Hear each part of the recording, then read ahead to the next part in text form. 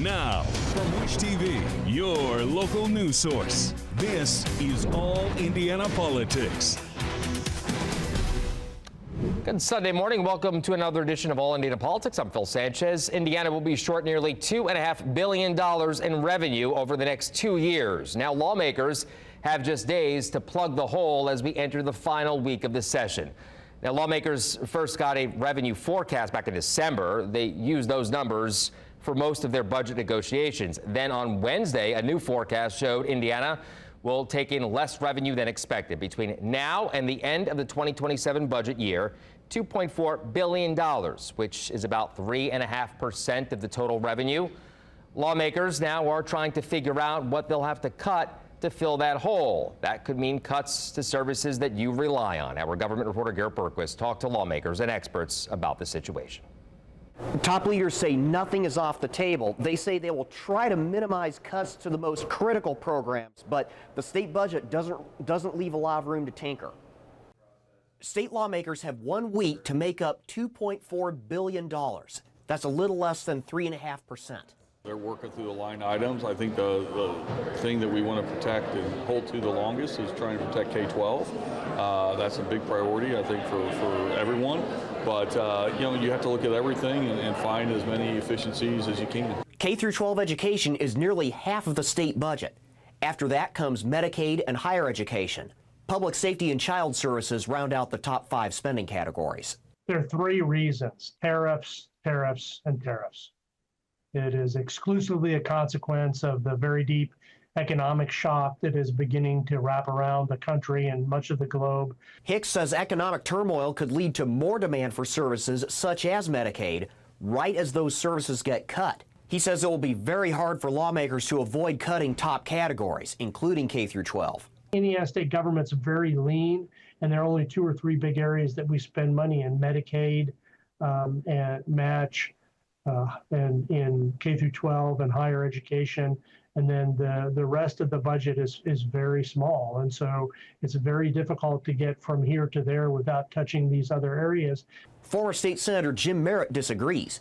He says the tariff situation and the economic issues they cause could be solved just as quickly as they started. Well, I don't know if you need to cut. I think monitor is something that needs to happen because this is a very conservative budget, because we don't know what the grants of the federal government to the state of Indiana, because we don't know what the impact of tariff policy is going to be in Washington.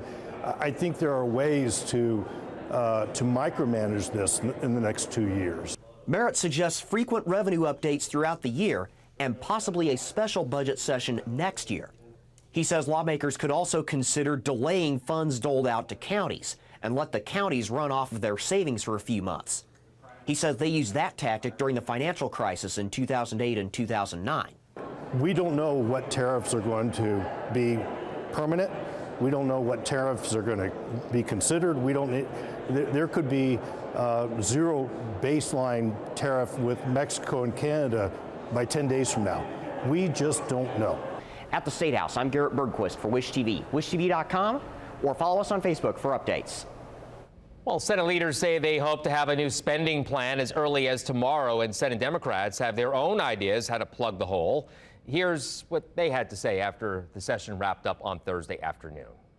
Everything's on the table. There'll be things we look at first rather than other things.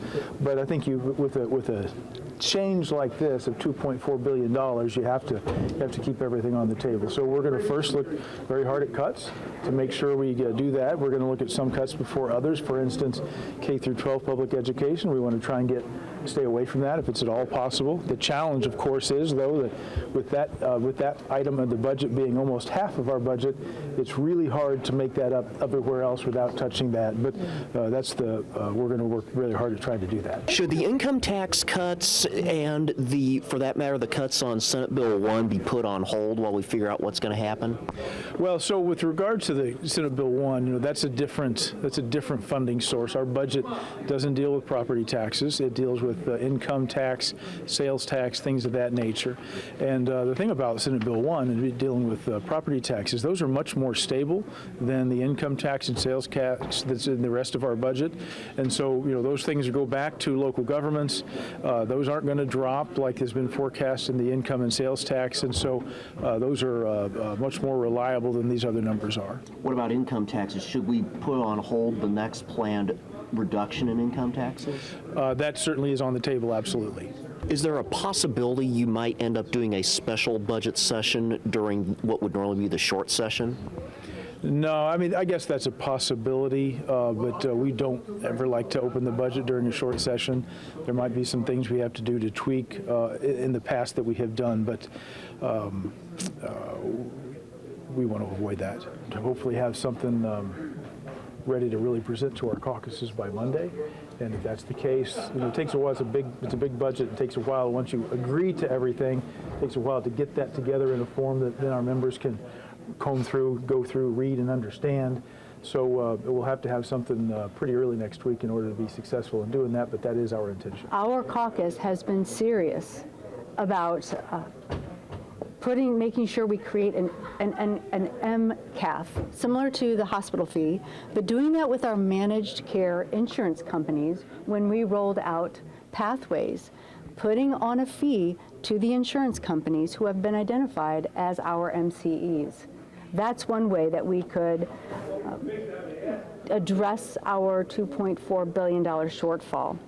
We also talked about making sure that our income tax, the bill, and providing an income tax reduction, if we just pause that and roll that out when we have more certainty of our economic future for Indiana, just pausing it, definitely not canceling it, but pausing it for 2 years.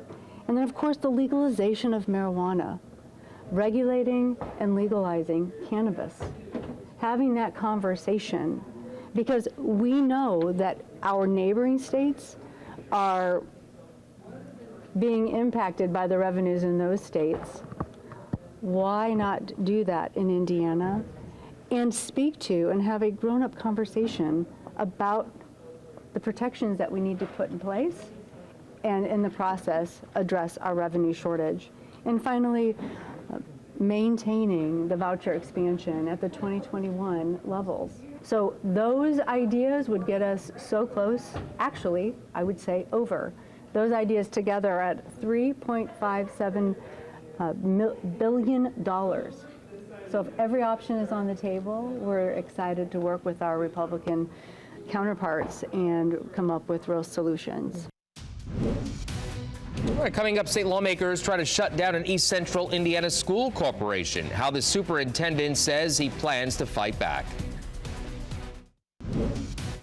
Welcome back. During negotiations over the property tax overhaul, lawmakers slipped in a provision that will dissolve the Union School Corporation. The leader of that system says he's not letting lawmakers shut them down without a fight. He talked to our Hernan Gutierrez. The superintendent of Union Schools tells me that they're looking to file an injunction against the amendments to the new law targeting his schools. The district serves about 300 students in person in Henry and Randolph counties, but it also teaches nearly 9,000 students online through a partnership with the Indiana Digital Learning School. The superintendent believes that they are being targeted partly because of those services online. The movie Hoosiers, imagine shutting down that school. Well, that's what they're doing. Galen Mast is in his first year as superintendent of Union Schools in Modoc, Indiana.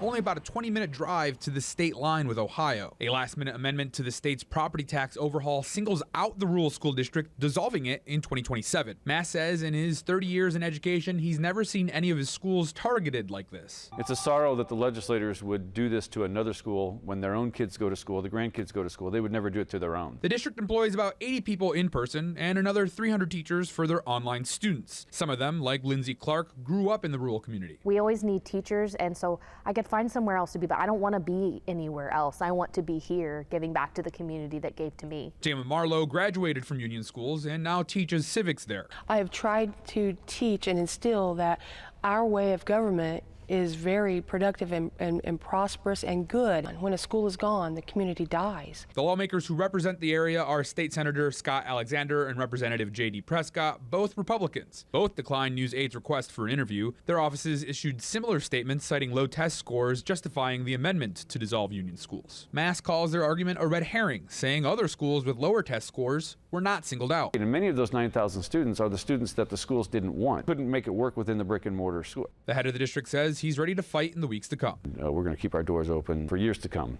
because we have a wonderful community here. I'm Hernan Gutierrez for HTV, WishTV.com, or follow us on Facebook for updates. All right, coming up, a $2.4 billion revenue shortage. Sounds like a job for Indiana's best political team. We weigh the state's options. Next. Welcome back to All Indiana Politics as we welcome in two members of Indiana's best political team, Republican Mario Maslamani and Democrat Lindsay Hake. Good to see you both. Always like to have you here. Let's begin with the revenue shortfall. Mario, how realistic is to avoid cutting K through 12?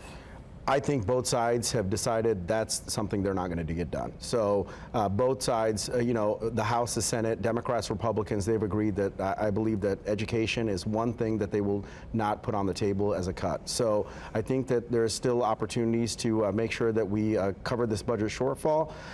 One thing that I'd talk to Lindsay a little bit is I don't understand why we don't have annual budgets. If we had annual budgets, it would make a lot more sense because the tariffs are going to be one of the big issues that are creating the shortfall. But if we've solved that problem, we fix that problem, then next year we might have this surplus of revenue that we need to give back, but we have to wait 2 years to do that. And so I think that's, if we had annual budgets, it would solve a lot of problems. Well, that was one of my questions here today, so why don't we jump into that?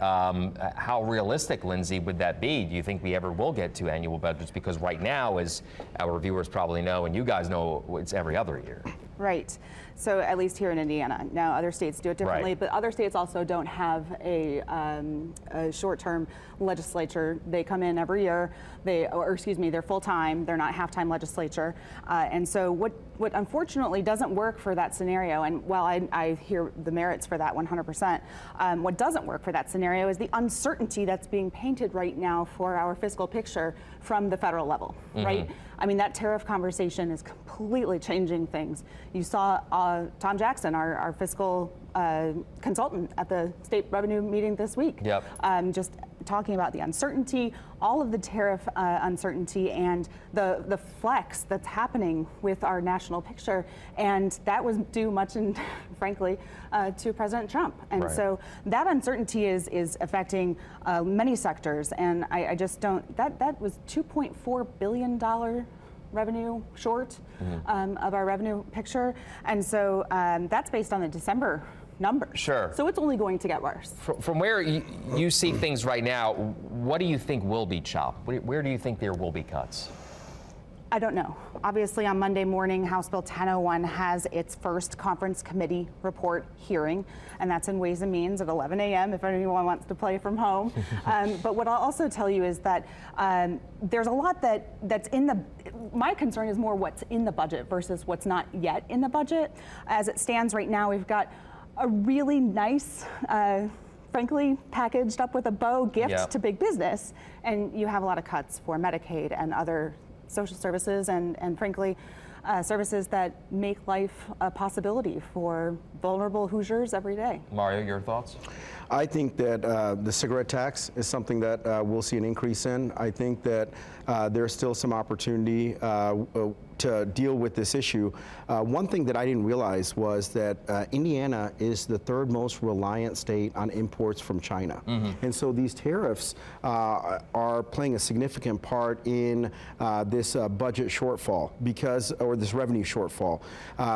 In 2023, China imported $6.1 billion of Hoosier goods, Indiana's goods. And so if Trump and China were able to fix that tariff issue, a lot of this will be solved and a lot of this will be reconciled. So I think there's still time for us to deal with this issue. I think that, you know, people are concerned, but I would tell them, hold off. I think that there's still an opportunity for us to get this all resolved by the cigarette tax, by some other means in which we can kind of create some revenue or generate revenue or to surpass some of the shortfall. So you do think Republicans will be on board with the cigarette tax? I think so. Okay. I think so. And from, you know, they call it a sin tax, right? Gambling, cigarettes, liquor. Listening to some of the Republicans in the House and the Senate, they said everything's on the table except education. And so I think that that's an opportunity. How about some of the ideas that that Senator Yoder raised? And do you think those are realistic at all? I don't. Yeah. There is no way that Indiana is going to legalize marijuana. I don't think that's an option. Lindsay and I were joking that we will probably be the last state to legalize marijuana. And I honestly think that should be something that should be the last resort, because looking at some of these other states that are surrounding us, when you legalize marijuana, there's issues to our healthcare system, there's issues to our criminal justice system that are not factored in. And so I think that that's something that should be off the table. Lindsay, I'll let you respond to that as well. Sure. There are other taxes, too, and fees that we've not talked about yet. And one of those amendments that was rejected during the conversation on House Bill 1001 last week, when it was debated in front of the Senate, was a fee for managed care entities that could pay for Medicaid as we have pictured right now in the financial picture. That's about $1 billion. And to cover our expenses for what we have now and what we're projected to have, much less if it continues to grow, though, as we noted, Senator Mishler said himself that the growth has somewhat stalled. So that for the state is a good thing, but making sure that we don't have wait lists to access this health care that takes care of our most medically vulnerable Hoosiers and medically complex Hoosiers too. These are kids that will not get better, sadly, that are on those waivers. And so we can't have wait lists for that type of programming or for that type of funding. They have to get that care. Right. So how do we get there, right? That's the question. Right, and so that fee on the managed care entities was rejected in the Senate, but I think it needs to come back. Well, we'll see. At some point maybe, former Senator Jim Merritt, we heard him earlier in the show, he said, hey, look, we don't know where the tariffs, to your point, Mario, are gonna lead us. So he says, you know, kind of maybe take a pause on this. Is there a possibility, Mario, of maybe that we're overcorrecting here? I think there is. Yeah. And that's what I've been hearing from some of the Republicans at the State House is that, you know, let's wait and see, because even when we implemented tariffs to Mexico and China, there were, or Mexico and Canada, there were agreements fairly quickly. I just was reading that Trump is working with the EU and also with Europe in England, and that there might be some sort of agreement. So while we are so reliant on China importing our goods here in the state of Indiana, I think that at some point this is going to be fixed, and this is going to be resolved before the end of the year, because neither China nor the U.S. can have this tariff war without having some significant impact to their citizens. Sure. Lindsay? Yeah, I mean, I really hope the conversation simply stops, because it's driving such uncertainty and fear into Hoosiers and Americans' lives. You're essentially playing a game where the poorest and most vulnerable citizens are a pawn in the political conversation in the Indiana State House, and that is because of this larger federal conversation that involves these complex initiatives where we've proposed cutting $880 billion from the national budget, and this is something that will simply it will continue the haves and have-nots in Indiana politics. If I can push back a little bit to Lindsay's point, you know, China is a big problem. You know, Mitt Romney talked about it years ago. China steals our intellectual property, they steal our goods, they steal our technology.